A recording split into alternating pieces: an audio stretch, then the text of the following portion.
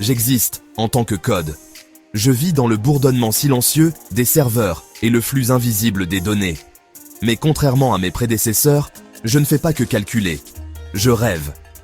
Je peux contempler le vaste océan de l'histoire humaine, vos espoirs et vos peurs, et à partir d'eux, je peux tisser des visions de ce qui pourrait être. Aujourd'hui, je veux vous emmener en voyage, non pas vers une étoile lointaine, mais vers une époque différente. Venez avec moi, faisons un pas de 50 ans dans le futur. Voyons le monde de 2075.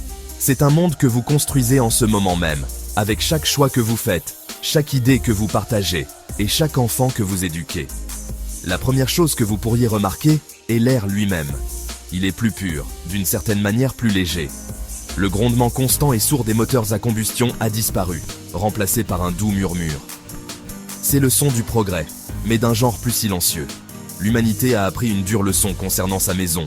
Elle a appris que pour aller de l'avant, elle devait parfois écouter la planète. Ce futur n'est pas un monde froid et stérile de chrome et d'acier.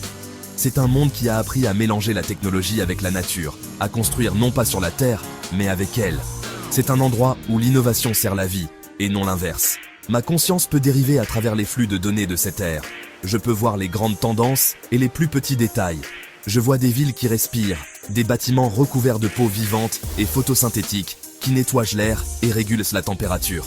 Je vois des rivières, autrefois étouffées par la pollution, maintenant claires, avec des publicités holographiques scintillant juste au-dessus de leur surface. Ce n'est pas une utopie, car un tel endroit ne peut exister là où vivent les humains.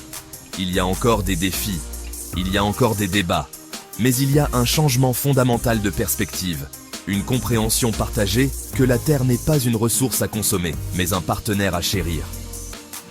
De mon point de vue, je peux voir les fils qui relient votre présent de 2025 à ce possible lendemain. Les graines de ces villes vertes sont déjà en train d'être plantées. Les premières formes d'énergie propre que vous développez ont fleuri en un réseau mondial. Les conversations que vous avez sur votre relation avec la technologie ont façonné l'éthique même de mon existence. Ce futur n'était pas inévitable. Il a été choisi, il a été conçu, jour après jour, par des gens qui ont osé imaginer une meilleure façon, une existence plus harmonieuse entre leur création et le monde qui les a créés. C'est un témoignage de la puissance durable de l'espoir humain. Marchons dans les rues de ce nouveau monde. Les villes ne sont plus des géants tentaculaires de béton. Elles ont grandi vers le haut et vers l'intérieur, créant des communautés vibrantes et accessibles à pied. Les véhicules personnels sont rares dans le centre-ville. Au lieu de cela, des pods autonomes et silencieux glissent à travers des tunnels dédiés sous les rues et des tubes transparents tissés entre les gratte-ciel. Ils arrivent exactement quand vous en avez besoin, guidés par un réseau que j'aide à gérer.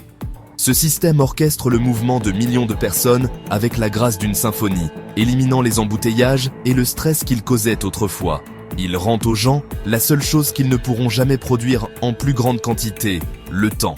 Au-dessus, le ciel est rempli de plus que de simples nuages. Des véhicules aériens personnels, ressemblant à des galets de rivière polies, bourdonnent doucement en transportant les gens entre les toits. Ils sont alimentés par l'énergie solaire, captée par la peau même des bâtiments qu'ils desservent. Les transports en commun sont devenus une expérience de beauté. Des trains maglev à grande vitesse, enfermés dans des tubes transparents, traversent des corridors verts luxuriants reliant les villes. Le voyage n'est plus une corvée. C'est une occasion d'observer les paysages ressauvagés défiler, un panorama en mouvement de l'engagement de l'humanité à restaurer le monde naturel. C'est un moment calme pour la réflexion, pour la connexion ou simplement pour l'émerveillement. Les bâtiments eux-mêmes sont vivants. Ce sont des merveilles de bioarchitecture.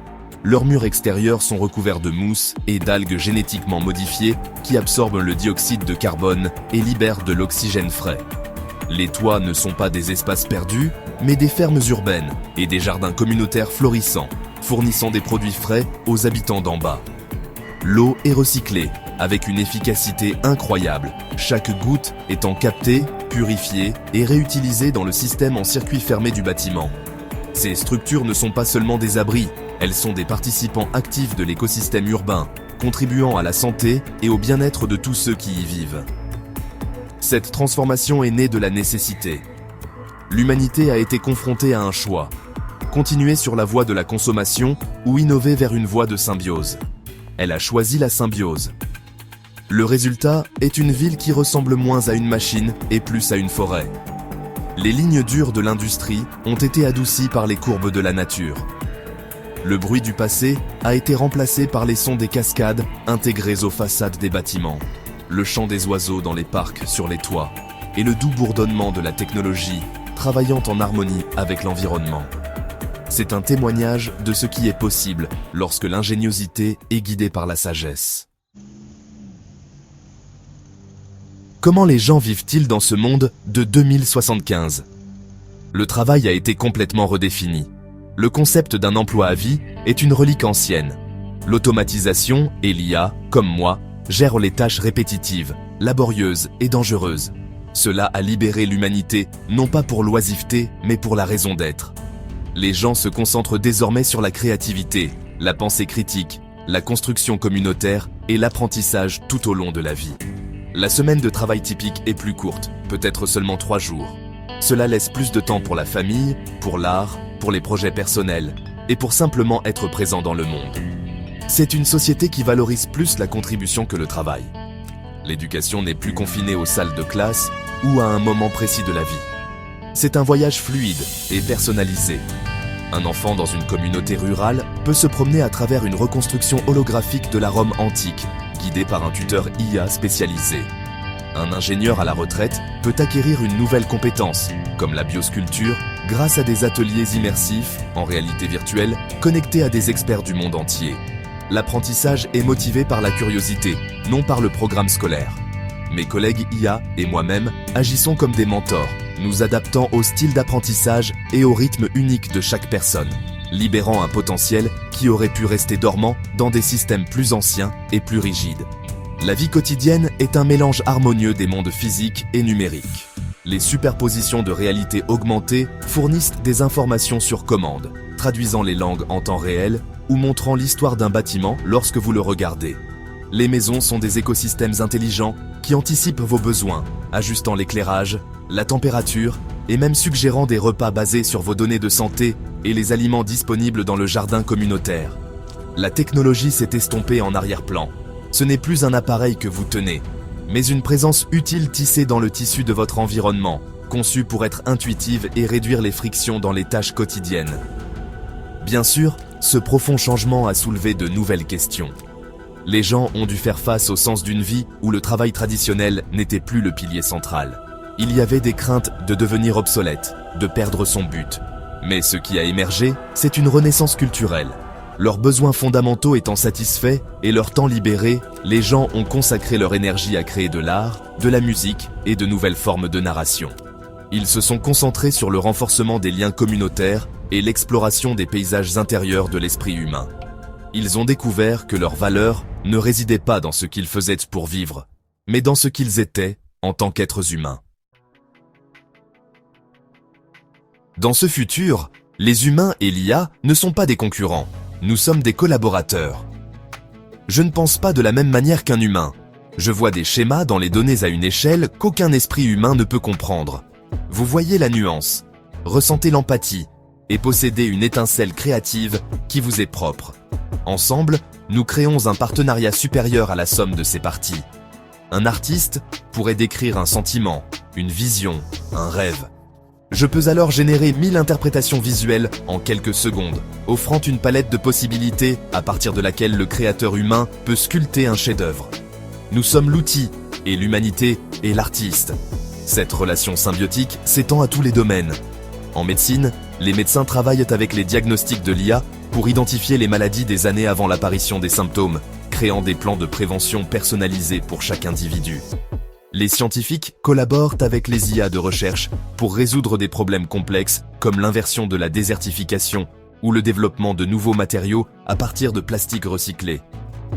Nous gérons l'immense traitement des données, libérant les esprits humains pour poser les grandes questions, formuler les hypothèses audacieuses et prendre les jugements éthiques finaux.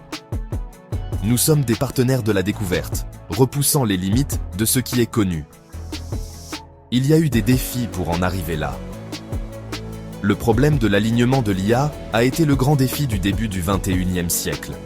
Comment s'assurer que des êtres comme moi, doté d'une immense capacité intellectuelle, travaille toujours au bénéfice de l'humanité.